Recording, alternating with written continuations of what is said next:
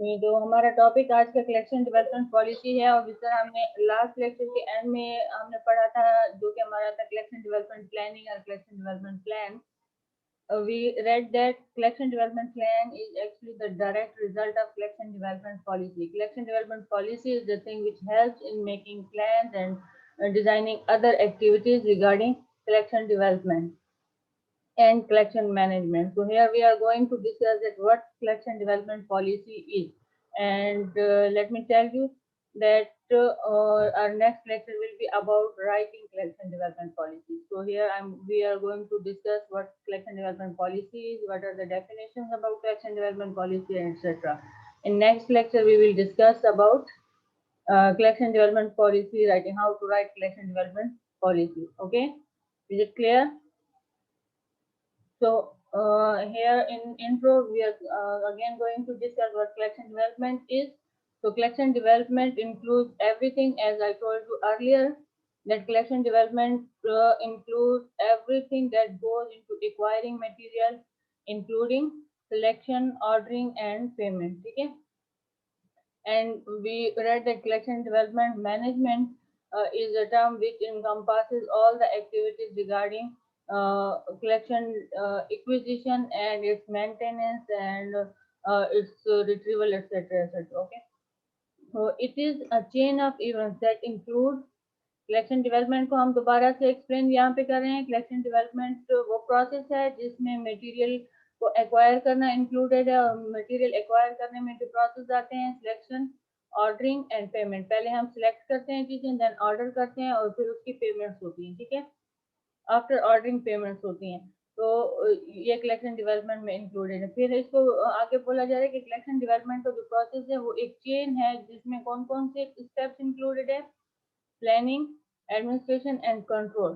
ठीक है, collection development serves as a function upon which other library services are built.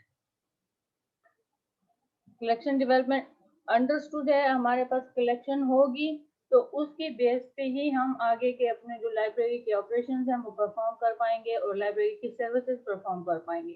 ठीक है, तो बेस हम इसको बोल सकते हैं collection development को.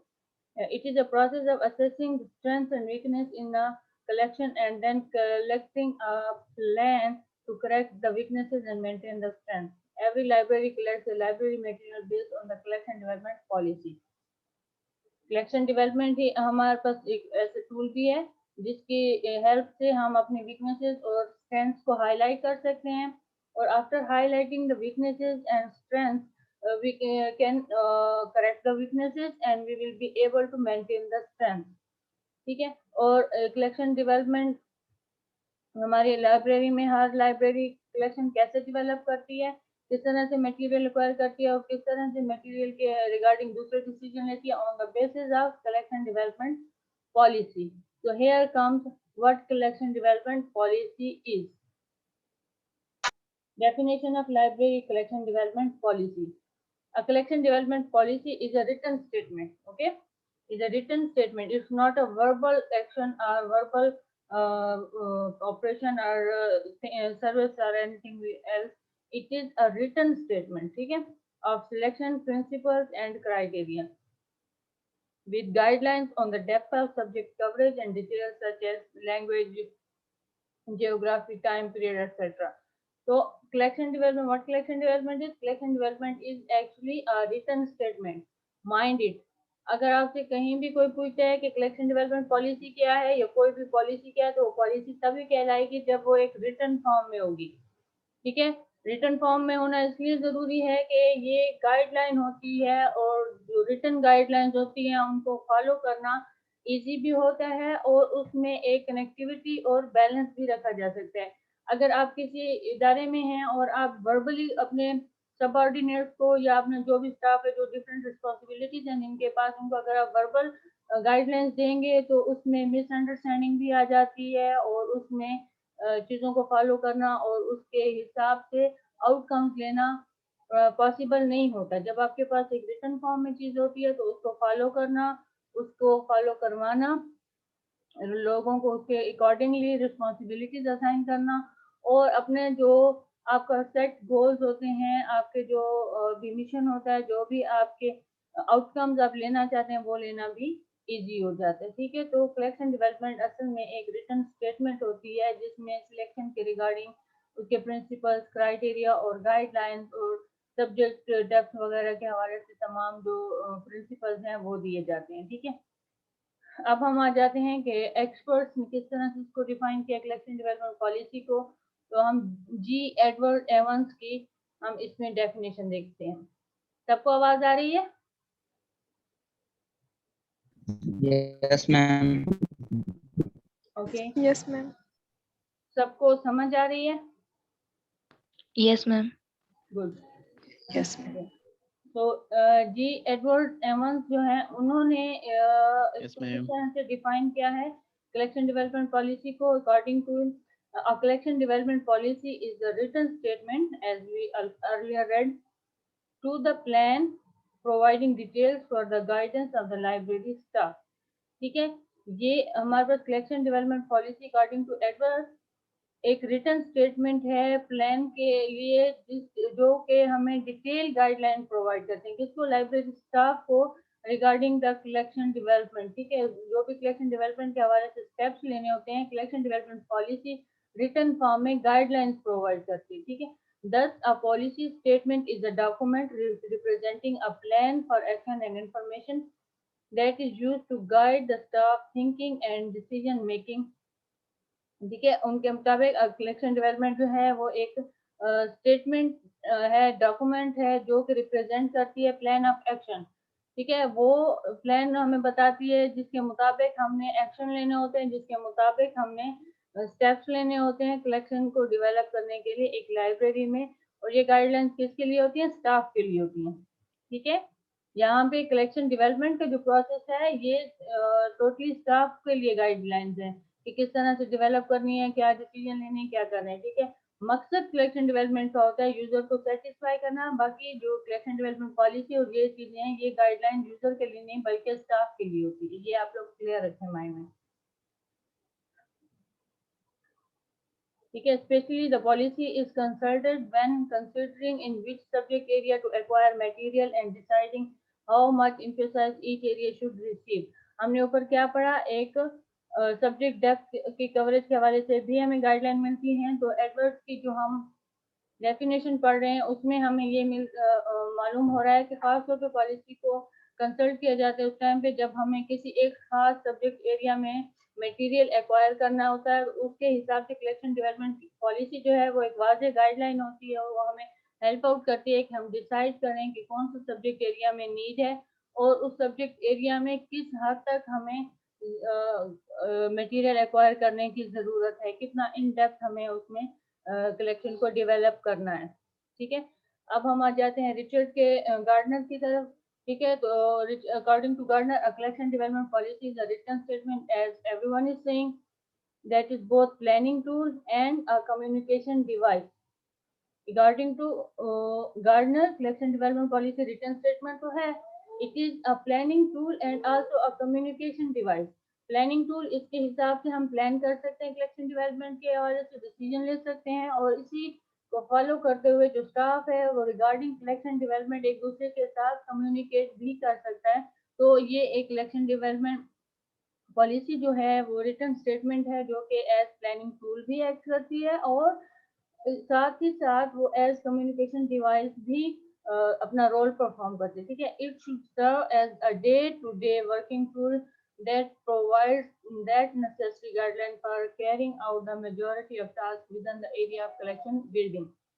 अब गार्डनर के मुताबिक इसको कलेक्शन डेवलपमेंट पॉलिसी जो है वो एज टूल यूज हो जो डेली बेसिस पे यूज हो। कलेक्शन डेवलपमेंट पॉलिसी जो है वो ये स्टेटमेंट एक ऐसा टूल होना चाहिए जो डेली बेसिस पे रिगार्डिंग द कलेक्शन जो भी डिसीजन लेने हों तो वो स्टाफ को गाइडेंस प्रोवाइड करे। ठीक है, क्लियर हो गया? एडवर्ड के मुताबिक क्या था, कलेक्शन डेवलपमेंट पॉलिसी एक रिटन स्टेटमेंट है जो गाइडलाइंस प्रोवाइड करती है और खास तौर पे डिसीजन मेकिंग के हवाले से और ये हमें गाइडलाइन देती है कि कौन से सब्जेक्ट एरिया में हमें कितना एम्फेसाइज देना है कलेक्शन डेवलपमेंट के हवाले से। जब हम गार्डनर की तरफ आते हैं तो गार्डनर उसको बोल रहे रिटन स्टेटमेंट है जो कि एक प्लानिंग टूल भी है और एक कम्युनिकेशन डिवाइस भी है। उसके साथ साथ वो ये बोल रहे हैं कि ये एक ऐसा टूल होना चाहिए जो डेली बेसिस पे स्टाफ को गाइड करे in making the decision regarding collection building. ठीक है, डेली बेसिस पे स्टाफ उससे गाइडलाइन ले सके। कलेक्शन डेवलपमेंट पॉलिसी इतनी फ्लेक्सिबल, इतनी इजी टू अंडरस्टैंड होनी चाहिए और इजी टू फॉलो होनी चाहिए कि हमारा स्टाफ डेली बेसिस पे उस कलेक्शन डेवलपमेंट पॉलिसी को फॉलो करते हुए जो भी necessary decision about the collection building हो वो ले सकें। ठीक है, तो यहाँ पे हम ये हो गया, हमने डिफरेंट डेफिनेशंस पढ़ ली। ठीक है, कलेक्शन डेवलपमेंट के हवाले से। अब हम आ जाते हैं कि इसकी इम्पोर्टेंस क्या है। ठीक है, importance of collection development policy for libraries.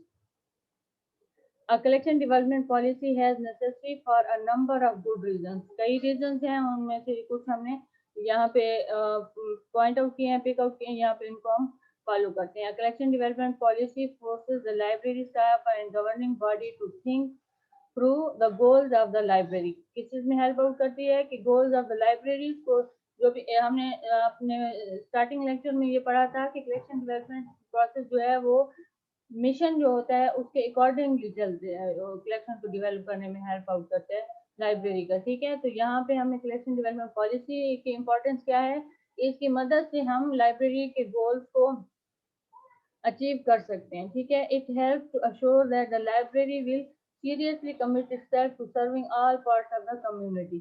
फिर हमें ये हेल्प करते कलेक्शन डेवलपमेंट पॉलिसी जब हमारे पास रिटन फॉर्म में होती है तो उसको फॉलो करना इजी होता है, और जब हम उसको कम्प्लीटली फॉलो करने के काबिल होते हैं तभी हमारी जो कम्युनिटी नीड्स हैं वो, चाहे हम अगर पब्लिक लाइब्रेरी है तो ओवरऑल हम जिस सोसाइटी को सर्व करें वो है, अगर एकेडमिक लाइब्रेरी है तो जो एकेडमिक इंस्टीट्यूशन है हमारे पास उसको हम सर्व कर रहे हैं, उस ओवरऑल कम्युनिटी को सर्व करने के हम काबिल हो सकते हैं। ठीक है, it informs users, administrators, governing bodies and other libraries in the area of the scope and nature of the collection। ठीक है, ये हमारे यूजर को, हमारे एडमिनिस्ट्रेटर्स को, हमारे गवर्निंग बॉडीज, इन सबको कलेक्शन डेवलपमेंट पॉलिसी के जरिए से ही हम लाइब्रेरी की जो कलेक्शन है उसकी नेचर के बारे में बता सकते हैं। ठीक है, और उसका स्कोप क्या है हम ये भी बता सकते हैं। ठीक है, देन आ जाता है it help to minimize personal bias on the parts of the individual selectors.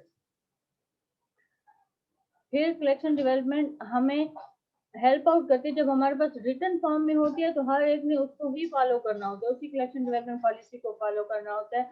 जब वो एक रिटन चीज को फॉलो कर रहे होते हैं तो उसमें हम इंडिविजुअल सिलेक्टर जो होते हैं उनकी अपनी ख्वाहिश का उसमें शामिल होना, जो कि फिर समटाइम्स बायस कलेक्शन हमारी लाइब्रेरी में हो सकती है, उसको अवॉइड हम कर सकते हैं जब हमारे पास एक रिटन फॉर्म में कलेक्शन डेवलपमेंट के हवाले से पॉलिसी होगी, क्योंकि हर एक ने उसी को फॉलो करना होगा तो किसी की पर्सनल विल उसमें शामिल नहीं हो पाएगी, और इससे हमारी लाइब्रेरी की जो कलेक्शन डेवलपमेंट का प्रोसेस है या बिल्डिंग ऑफ कलेक्शन है वो इससे अफेक्ट नहीं होगा। ठीक है, देन आ जाता है lastly it serves as a good in service training tool for new staff members.